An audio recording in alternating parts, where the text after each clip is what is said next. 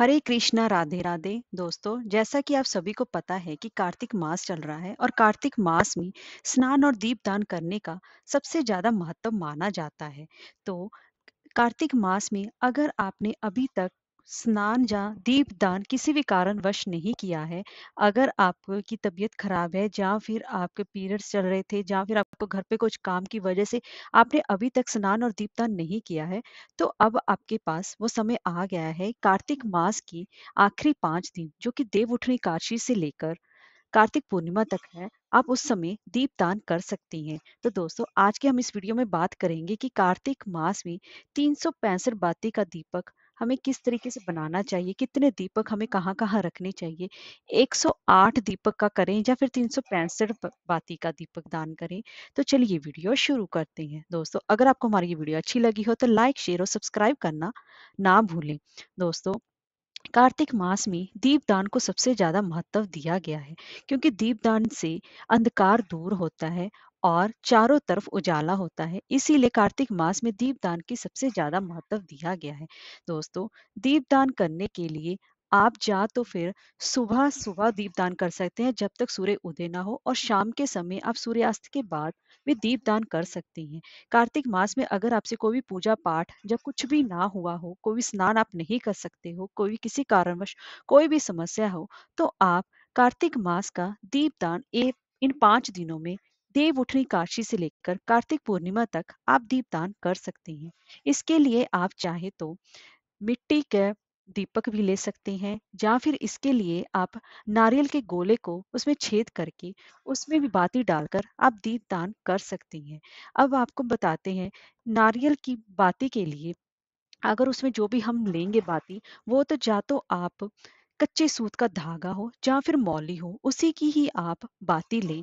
उसी से ही दीपदान अच्छे से हो पाता है। इसके लिए सबसे पहले आप ये ध्यान रखें कि जो कच्चा सूत हो उसको आप देख ले वो कितने तार का है, उसके हिसाब से हम बनाएंगे। और जो मौली हो उसको भी देख लें ये कितने तार की है। पर एक बात का याद रखें, मौली सूत की होनी चाहिए, मतलब कॉटन की होनी चाहिए, वह सिंथेटिक की नहीं होनी चाहिए, नहीं तो वह सही तरीके से असर नहीं करेगी। उसके लिए आप बाती बनाने के लिए आप मौली या फिर कच्चा सूत ले लें, उसको अपने हाथ की चारों उंगलियों पर उसको राउंड वाइज आप लपेटें। इससे आप 365 बाती का और 108 बाती का भी दीपक तैयार कर सकती हैं। अगर आप एक दीपक बनाना चाहते हैं 108 बाती का, क्योंकि पूरे कार्तिक महीने का दान करना चाहते हैं, तो आप 108 बाती का उसको राउंड राउंड लपेट कर उसका दीपक बाती बना सकते हैं। अगर आप पूरे साल भर का पुण्य प्राप्त करना चाहते हैं, तो आप 365 बाती का भी दीपक इस तरह राउंड राउंड करके उसको बनाकर कंप्लीट कर सकती हैं।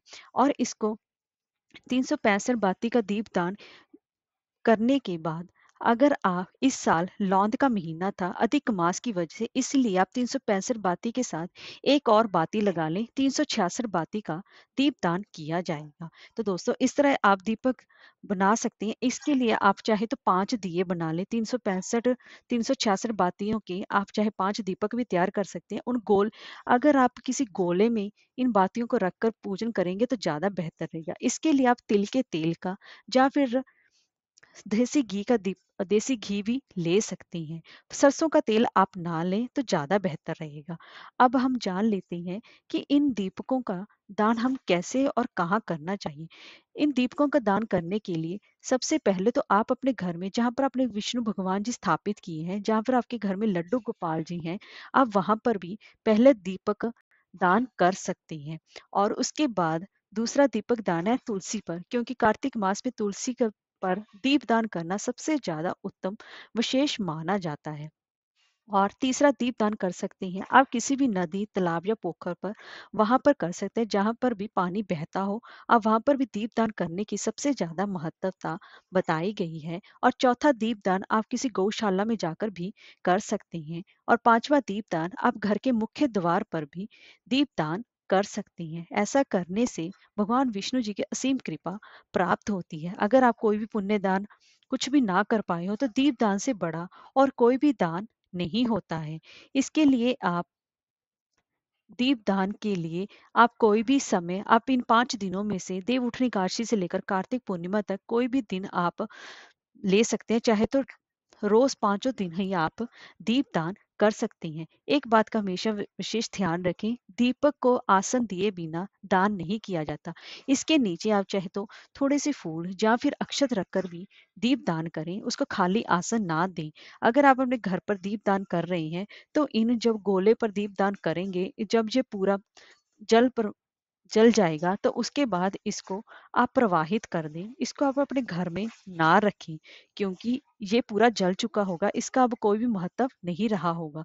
आप चाहे तो एक एक दिया ही दीपदान कर सकते हैं, चाहे तो आप एक दीपक ही दीपदान कर सकते हैं।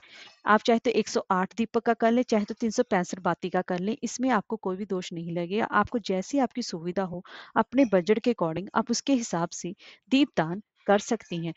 और दोस्तों, इसके साथ-साथ अगर आप और दीपदान करना चाहते हैं, तो आप बिल्व पेड़ के वृक्ष पर भी दीपदान कर सकते हैं, पीपल के पेड़ के पास भी दीपदान कर सकते हैं, गौशाला में जाकर भी दीपदान कर सकती हैं, किसी नदी तालाब पर भी जाकर दीपदान कर सकते हैं। सबसे विशेष दीपदान रहेगा कि आप मंदिर में जाकर भगवान शिव के सामने ये दीपदान तो आप अवश्य ही करें। इससे आपको बहुत ही ज़्यादा पुण्य की प्राप्ति होगी। और इसी के साथ-साथ आप तुलसी पर भी दीपदान कर सकते हैं, क्योंकि तुलसी का महत्व इस कार्तिक मास में सबसे ज़्यादा माना गया है। इस तरीके से आप अपनी इन 5 दिनों में 366 बाती का दान अवश्य ही करें। हरे कृष्णा, राधे